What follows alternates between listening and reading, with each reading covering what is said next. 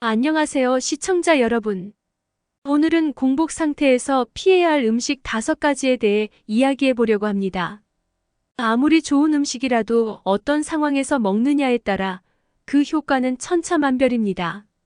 건강한 식습관을 유지하기 위해 공복 시에는 어떤 음식을 피해야 하는지, 그리고 올바른 섭취 방법에 대해 알아보겠습니다. 바로 시작하겠습니다. 첫 번째로 주의해야 할 음식은 과일입니다. 비록 과일은 영양가가 풍부하지만 공복 상태에서 섭취할 때는 조심해야 합니다. 과일에는 자연 설탕이 풍부하게 들어있어 혈당 수준을 급격하게 올리고 내릴 수 있습니다. 혈당이 급격하게 높아지면 우리 신체는 혈당을 정상 수준으로 되돌리기 위해 인슐린의 양을 증가시키게 됩니다. 공복에 과일을 과도하게 섭취할 경우 인슐린 반응을 지속적으로 유발할 수 있으며 이는 인슐린 저항성을 증가시킬 수 있습니다. 특히 공복 상태에서는 혈당 조절이 매우 중요하므로 과일을 공복에 섭취하는 것은 피하는 것이 좋습니다. 또한 과일에는 섬유질이 적은 경우가 많기 때문에 포만감을 느끼기 어려워 더 많은 양을 섭취할 수도 있으며 소화에 어려움을 겪을 수도 있습니다. 따라서 과일은 공복 상태에서 먹기보다는 오후나 식사 후에 섭취하여 혈당 수준을 더 안정적으로 유지하는 것이 좋습니다. 특히 과일 중에서도 무엇보다 조심해야 할 과일이 있는데요. 바로 바나나입니다. 바나나에는 풍부한 양의 칼륨이 함유되어 있습니다. 칼륨은 신체에서 중요한 전해질로 작용하지만 너무 많은 칼륨을 섭취하면 과도한 칼륨 농도가 혈액 속에 증가하여 위험합니다. 특히 신장 기능이 저하된 경우에는 과도한 칼륨 섭취가 혈압이나 심장에 부정적인 영향을 미칠 수 있습니다. 또한 마그네슘도 많이 들어있기 때문에 혈액 속 마그네슘의 양이 급상승하여 무기질 분균형을 초래할 수도 있습니다. 두 번째로 카페인에 주의해야 합니다. 많은 현대인들은 아침에 일어난 직후 커피 한 잔으로 하루를 시작하곤 하는데요. 이는 아주 좋지 않은 습관입니다. 카페인은 신경 시스템을 자극하는 중추신경 흥분제로 널리 알려져 있습니다. 뇌에서 활동하는 화학물질을 증가시켜 불안과 흥분이 증가할 수 있습니다. 그런데 공복 상태에서 카페인을 섭취할 경우 이러한 효과가 더욱 강조될 수 있습니다.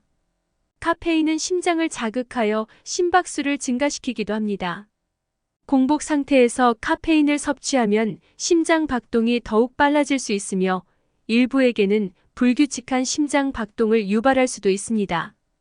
또한 카페인은 잠을 깨는 각성제의 역할을 하기 때문에 공복에 섭취할 경우 수면에 부정적인 영향을 미칠 수 있습니다. 수면 패턴이 일정하지 않거나 컨디션이 좋지 않을 경우 더욱 악영향을 끼칠 것입니다. 카페인은 소화기관에도 좋지 않습니다. 위와 장과 같은 소화기관에 자극을 주어 소화 문제를 유발하기도 합니다. 공복 상태에 섭취할 경우 위산을 증가시켜 소화에 어려움을 줄 수 있습니다. 따라서 공복 상태에서는 물이나 허브차와 같이 카페인이 적은 음료를 선택하는 것이 좋습니다. 세 번째로 살펴볼 공복에 먹으면 안 되는 음식은 바로 매운 음식입니다. 전날 과음을 한 경우 다음날 해장 메뉴로 얼큰한 음식을 찾는 사람들이 많습니다. 하지만 이는 매우 잘못된 습관입니다. 매운 음식은 소화기관을 자극하여 소화불량을 일으킬 수 있습니다. 공복 상태에서 소화기관이 민감하기 때문에 매운 음식은 특히 피해야 합니다. 매운 음식에는 카프사이신이라는 물질이 들어있는데 이 물질은 식도와 위를 자극하여 소화 과정을 더 어렵게 만들 수 있습니다. 카프사이신이 위의 점막을 자극하여 산화 과정을 촉진시키고 이는 위산의 증가를 유발할 수 있습니다. 특히 아침에 공복 상태에서 매운 음식을 섭취할 경우 더 큰 불편함을 느낄 수 있습니다. 카프사이신은 혈압을 일시적으로 상승시킬 수도 있는데 공복 상태에서 혈압이 급격하게 상승하는 것은 상당히 위험합니다. 또한 매운 음식을 먹을 경우 체내에서 땀을 통해 열을 방출하려는 반응이 일어날 수 있습니다. 이는 체액 손실을 유발하여 탈수 증세에 빠지게 만들기도 합니다. 공복 상태일 경우 이러한 반응은 더욱 위험할 수 있습니다. 따라서 공복에는 매운 음식 대신에 가벼운 아침 식사를 선택하고 매운 음식은 속이 든든한 상태에서 섭취하는 것이 좋습니다. 다음은 탄수화물이 풍부한 음식입니다.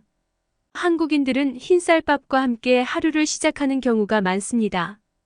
흰쌀밥과 함께 다양한 반찬을 곁들여 먹는 것이 전통적인 한국의 밥상이기도 합니다. 하지만 백미로 이루어진 쌀밥은 건강에 좋지 않습니다. 백미와 같은 단순 탄수화물은 빠르게 소화되어 포도당으로 변환되고 혈중에 빠르게 흡수됩니다. 이로 인해 혈당 수준이 높아지고 공복 상태에서는 더욱 위험할 수 있습니다. 혈당이 급격하게 상승하면 이에 대응하여 췌장이 인슐린을 분비하는데 공복 상태에서는 인슐린 반응이 강화되어 오히려 혈당 수준을 과도하게 낮추는 경우가 발생할 수도 있습니다. 또한 탄수화물은 소화가 빠르기 때문에 일시적으로 빠른 포만감을 느낄 수 있지만 금방 허기가 돌아옵니다. 따라서 식단 조절을 하기 어려워 폭식을 할 수도 있으며 탄수화물 자체의 높은 칼로리로 인해 체중 관리에 어려움을 겪을 수도 있습니다. 따라서 공복 상태에서는 과도한 탄수화물 섭취를 피하고 대신에 고섬유질의 음식을 선택하는 것이 좋습니다. 마지막으로 너무 많은 단백질도 피해야 할 음식 중 하나입니다. 고단백 식단은 무조건 건강에 유익할 것이라고 생각될 수도 있지만 그렇지 않습니다. 단백질은 소화에 상당한 에너지를 필요로 하기 때문에 공복 상태에서는 적절한 양을 유지해야 합니다. 과도한 단백질 섭취는 소화기관에 부담을 줄 수 있습니다. 특히 지방이 많은 육류나 과도한 단백질 보충제는 소화에 더 많은 에너지를 소모하게 만들 수 있습니다. 소화 부담은 소화불량, 가스, 복부 팽만감 등을 유발할 수 있습니다. 뿐만 아니라 과도한 단백질 섭취는 신장에 부담을 주기도 합니다. 직접적으로 신장의 역과 작업을 증가시킴은 물론 단백질의 대사 과정에서 발생하는 암모니아는 신장에 좋지 않은 영향을 끼칩니다. 과도한 단백질은 간에도 좋지 않습니다. 간은 단백질을 분해하고 합성하는 데 관여합니다. 과도한 양의 단백질을 처리함에 따라 간 기능이 저하될 수 있습니다. 또한 고단백 식품은 지방 함량이 높은 경우가 많습니다. 이 경우에는 간의 지방 축적을 증가시켜 비알코올성 지방간 등의 간 질환을 유발할 수도 있습니다. 따라서 공복 상태에서는 적절한 양의 단백질을 유지하며 다양한 식품 그룹을 조화롭게 섭취하는 것이 좋습니다. 여러분, 오늘은 공복 상태에서 피해야 할 음식 5가지에 대해 알아보았습니다. 건강을 위해 챙겨 먹었던 음식이 때에 따라서는 그렇지 않을 수도 있음을 알게 되었네요. 공복에 좋지 않은 음식에 대해 주의하시고 건강한 식단을 유지하시길 바랍니다. 시청자 여러분의 건강하고 똑똑한 삶을 기원합니다. 좋아요와 구독 버튼 누르시고 다음 영상도 시청 부탁드립니다. 시청해주셔서 감사합니다.